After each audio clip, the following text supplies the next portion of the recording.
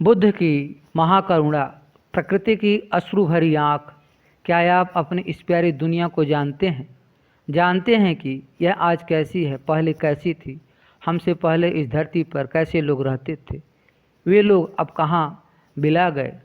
ऐसा क्यों हुआ? कौन से जीवन मूल्य और व्यवहार थे जो अब नहीं रहे, या जिनमें बहुत कमी आ गई है? करुणा, दया, प्रेम, सहिष्णुता, सह अस्तित्व, परपीड़ा हरण, अभयदान, ये मूल्य व्यवहार आज बड़े विरल हो गए हैं। कहीं देखते ही नहीं। सोच के वे स्तर जो प्राणी मात्र को एक ही श्रृंखला में पिरोया हुआ मानते थे, कीड़ी से लेकर कुंजर तक ही नहीं, कीड़ी से लेकर मनुष्य तक सबको एक डोरी में बंधे हुए मानते थे, बल्कि पत्थर की सुप्त चेतना से मनुष्य की जागृत चेतना तक विकास की सीढ़ियों को ध्यान में रखते थे। यही धर्म की सच्ची आँख है, जिसमें संप्रदायों के जाले नहीं बुने हुए। प्रकृति की सच्ची आँख वाले ज्ञान को ही धर्म मानने वाले बुद्ध रूप महात्मा बुद्ध थे। उनकी महाकरुणा वास्तव में विश्व की हिंसा, हत्या, निर्दयता पर महाकरुण पुकार है। यही करुण पुकार बार बार प्रकट होती है, बार बार फूटती है, प्रकृति की कोख से बार बार जन्म लेते हैं। बुद्ध कभी गौतम बुद्ध के रूप में है, कबीर के रूप में, कभी नानक और गांधी के रूप में है। वही आँख बार बार भर आती है। यह आँख समची प्रकृति की करुणामयी आँख है, जिसमें किसी भी अंग के क्षत विक्षत होने पर अजस्र अश्रुधारा बह निकलती है। आज हमारी दुनिया बारूद के ढेर पर ही नहीं बैठी, बल्कि हम भी अपने भीतर घृणा का बारूद लेकर चल रहे हैं। घृणा की आग की लपटों में स्वयं भी झुलस रहे हैं और दूसरे को भी झुलसा रहे हैं। पहले समची सृष्टि के मूल में, सोच और व्यवहार में केंद्रीय मूल्य था प्रेम। इसी के सारे कार्य व्यवहार प्रकृति में होकर सृष्टि लय के साथ मेल खाते थे और एक बृहत्तर महालय का निर्माण होता था। एक समता में प्रकृति लय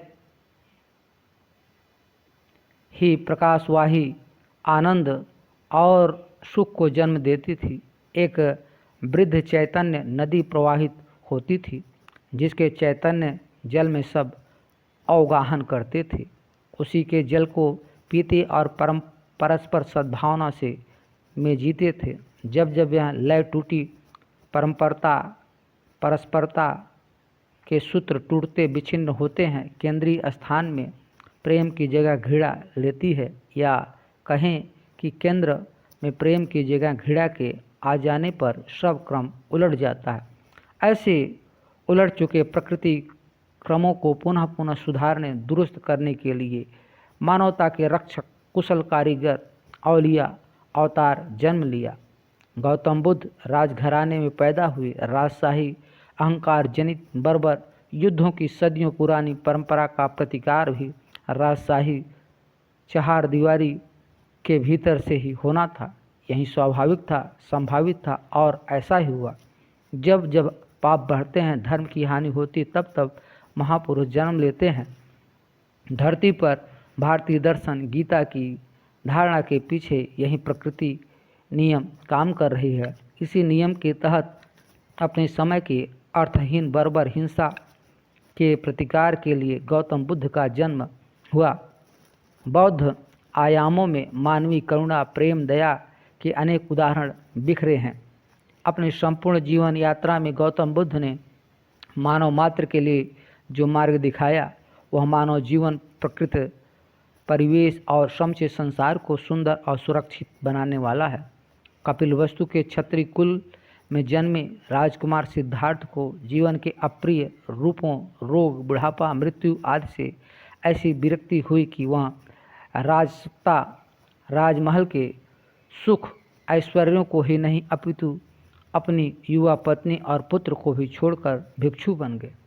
उनके इस अति कठिन त्याग से लोग इतने चमत्कृत, उत्साहित और आकर्षित हुए कि उन्होंने उनके द्वारा बताए अहिंसा के मार्ग को सहर्ष स्वीकार करना आरंभ कर दिया। स्वाभाविक रूप में सभी बौद्ध धर्म की ओर झुकते चले गए।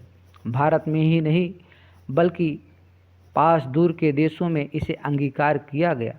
श्रीलंका, तिब्बत, बर्मा ही नहीं, चीन, मंगोलिया, जावा, सुमात्रा, जापान, बुखारा, बलख, यूनान जैसे बड़े देशों ने भी बौद्ध धर्म को अपना धर्म बना लिया।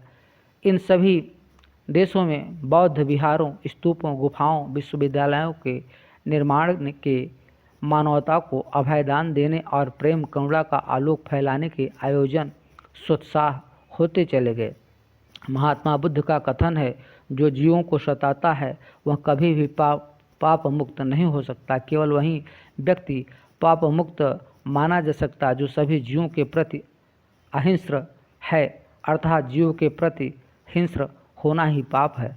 आज पश्चिम के देशों, विकसित समाजों में पर्यावरण बचाने, जीवों की रक्षा जो आंदोलन चल रहे हैं, इन सब के मूल में यही विचार है।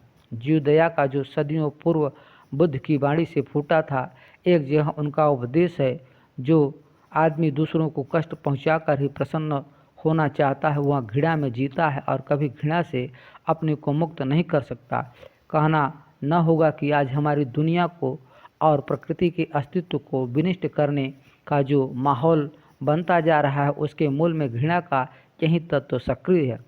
समूची एक इकाई को हमने अपनी नासमझी में अलग अलग बांट रखा है। पर्यावरण पर या जीवों पर की जाने वाली हिंसा भी मानव के प्रति की जाने वाली हिंसा ही है। वृक्षों को काटने और पहाड़ों को बेवजह तोड़ने, अति व्यावसायिक इरादों से, इनके मूर्खतापूर्ण दोहन से मनुष्य स्वयं ही अपने हाथ पांव काट रहा है, अपनी पसलियां निकाल रहा है। आज विश्व के पर्यावरणविद जिन निष्कर्ष पर पहुँचे हैं और विचारों को लेकर चल रहे हैं, वे सबसे पहले ऋग्वेद में बृहत्तर और गहन रूप में मंत्रों में संजोए हुए मिलते हैं। महावीर और बुद्ध के महाकरुणा और अहिंसा के सूत्र में पिरोए मिलते हैं। आज जो अपहरण, गिरोह, छापाहार दस्तों, आतंककारी समूहों के साथ अराजकी हिंसाओं के चक्र घूम रहे हैं, बुद्ध इन्हें प्रेम, करुणा, दया, शांति के हाथों में घूमता हुआ देखना चाहते हैं। वर्तमान समय में दुनिया में जितने भी दर्शन मुखर हैं, वे हिंसा ही सिखाते हैं। अहिंसा सिखाने वाले दर्शन और विचार उपेक्षित हो रहे हैं या अकेले पड़ रहे हैं। पूरा समय में ऐसा नहीं था, तब क्रम आज के बिल्कुल उल्टा था, बल्कि इक्का दुक्का व्यक्ति या विचार ही हिंसा के पक्ष में होता था। अब ज्यों-ज्यों हिंसा बेकाबू होती जा रही है, अहिंसा के पक्ष में लोगों, समाजों में एकजुटता की संभावना भी बढ़ती जा रही। आखिरकार हिंसा के दर्शन और विचार भी मानव के अस्तित्व के चिंतन से ही उत्पन्न हुए हैं, पर वे नकारात्मक राहों के दलदल में फंसकर रह गए हैं। इस दलदल और भूलों से हमें राह दिखाने वाले बुद्ध और पृष्ठभूमि में वैदिक ऋषियों के सार्वभौम ब्रह्मांडी हित चिंता के विचार ही बाहर ला सकते हैं। बुद्ध की महाकरुणा इन अर्थों में और कुछ नहीं, महा आशय और महाप्रयोजन है। ऐसी करुणा जो अक्षय है, वह संपूर्ण प्रकाश है, उल्लास है, आनंद है, वह सत्य स्वरूप है। इसलिए हर कहीं बस आज उसका मार्ग अवरुद्ध हो गया है। उसे प्रशस्त करना हमारे हाथ में है, हमारे बस में है। आज नैतिक, अहिंसात्मक, करुणा प्रधान संस्कारों, प्रशिक्षण के अभाव में मनुष्य की जन्मजात हिंसा वृत्तियाँ कोढ़ की भांति फैल रही हैं। हिंसा, हत्या के इस कोढ़ को व्यक्ति, समूह, गिरोह और राज्य और फैला रहे हैं, बढ़ा रहे हैं। आज करुणा, मानवीयता, संवेदनशीलता की नैतिक पक्षधर संस्थाएं एवं व्यक्ति समूह नहीं बचे जो प्रभावी ढंग से प्रतिरोध कर सके।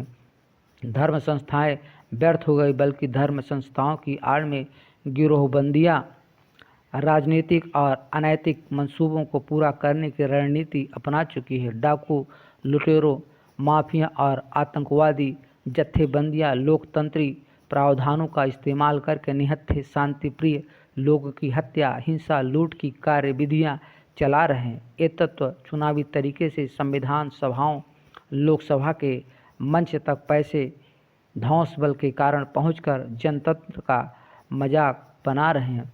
बुद्ध और महात्मा गांधी ने अहिंसा के अतिसबल हथियार माना था, निर्बल या कमजोर का नहीं। उन्होंने अहिंसा को हिंसा पर तरजीह देकर सर्वोच्च स्थान दिया था। कमज़ोर और कायर के हाथों में अहिंसा हिंसा से बदतर है, क्योंकि वह हिंसा को बढ़ावा देते, हिंसा का हौसला बढ़ाती है। आज अधिकतर ऐसे कायर अहिंसा हिंसा को बढ़ाने वाली ही दृष्टिगोचर हो रही है। सामाजिकों और नागरिकों में आज गिरोहों, समूहों या राज्यों द्वारा अपनाई जा रही हिंसा मात्र तात्कालिक हित साधन के औजार या माध्यम से अधिक कुछ अर्थ नहीं रखती, क्योंकि इसकी प्रतिक्रिया भी अवश्य होती है, चाहे सक्रिय रूप में हो या मूक रूप में। भीतर प्रतिकार का अभाव भी इसके साथ जन्म ले लेता है। भले ही वह तत्काल प्रकट न होकर कुछ अंतराल के बाद प्रकट होगा अवश्य, उसका रूप एवं प्रकृति भिन्न होगी, अवसर भिन्न होगा। इसलिए आज तक की हिंसा के इतिहास ने हिंसा की व्यर्थता सिद्ध कर दी, फिर चाहे उसके पीछे विचार दर्शन का कितना ही पुख्ता मुल्लमा हो, उसमें ऊंचाई या गहराई नहीं दिखती। मात्र उथलापन, तात्कालिक लाभ, स्वार्थ की भैंगी दृष्टि छिपी है। वर्तमान विश्व में एक नई प्रचंड हिंसा की तैयारी बराबर चल रही और भी घातक अस्त्र शास्त्रों की खोज उसी विकराल हिंसा के आयोजन की तरफ संकेत है। लगता है मनुष्य के भीतर का पशु मरा नहीं है, न पूरी तरह मरेगा, अन्यथा पहले से अधिक विकराल विकसित तकनीक, प्रौद्योगिकी का इस्तेमाल और घातक प्रयोगात्मक युद्ध के क्रम थम गए होते। अणु विस्फोट के प्रयोग के अतिरिक्त अस्त्र शस्त्र की मंडियों, मार्केटों की खोज और खपत के नए नए तरीके महाशक्तियाँ छोड़ चुकी होती, पर ऐसा हुआ नहीं। पश्चिम देशों की सामूहिक एकजुटता में राष्ट्रसंघ की मुहर या स्वीकृति से इराक का ध्वंस जिस भी कारण से रहा हो, बारूदी सत्ता और ध्वंस को विश्व स्तर पर अपने बढ़िया माल के साथ स्थापित करने में सफल रही। विश्व के कमज़ोर धनजन बल की दृष्टि से देशों को धमकाने डराने के साथ ही व्यापार चलाने से प्रयत्न कल को व्यापक विराट और महाहिंसा के दृश्य के रूप में दिखाई पड़े तो हैरानी न होगी। राष्ट्रों की ऐसी गिरोहबंदियां अन्य राष्ट्रों को गिरोह बनाने और लड़ने के लिए मजबूर न करेगी, यह न मानना गलत होगा। वास्तव में महात्मा बुद्ध और उनकी महाकरुणा समची प्रकृति मानवेतर की ही भावनामय चीख थी। तत्कालीन महाहत्या हिंसा का देख समची प्रकृति ही जैसे दहल उठी थी। इसी कारण बौद्ध धर्म का इतनी सरलता व तेजी से विकास हुआ। डॉक्टर कृष्णन ने बौद्ध धर्म की लोकप्रियता के मुख्य 3 कारण बताए हैं। बुद्ध धम्म संघ यानी बुद्ध का स्वयं का व्यक्तित्व, चरित्र, रुचिकर प्रचार पद्धति, धर्म प्रचार की लोकभाषा, पाली भाषा के माध्यम से प्रचार, जबकि उस समय सभ्य नागरिक वर्ग की भाषा संस्कृत थी।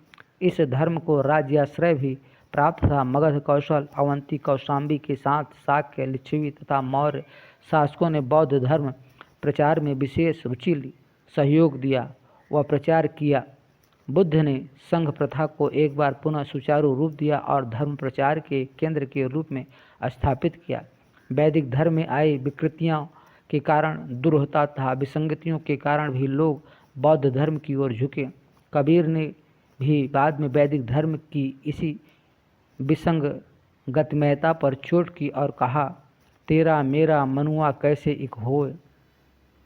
तू कहता कागज की लेखी, मैं कहता आखिन देखी, मैं कहता सुलझावा नहारी, तू राख्यो उलझाई रे। यानी वैदिक धर्म ज्ञान का वह निषेध नहीं करते, बल्कि व्यवहारिक जीवन में बर्ताव व्यवहार में आ चुकी विसंगतियों पर उंगली उठाते हैं और आखिन देखी को प्रमाण मानते हैं, जबकि नितांत अंध परंपरावादी जीवन व्यवहार में आई विसंगतियों से ध्यान हटाने की गरज से कागज की लेखी पर बल देते हैं। सभ्यता जीवन के क्रमिक विकास के अंतराल में प्रकृति, धर्म और सत्य तथा मानवीयता में आ चुके खोट को दूर करने की ऐसी कोशिश पूर्व में महात्मा बुद्ध कर चुके थे।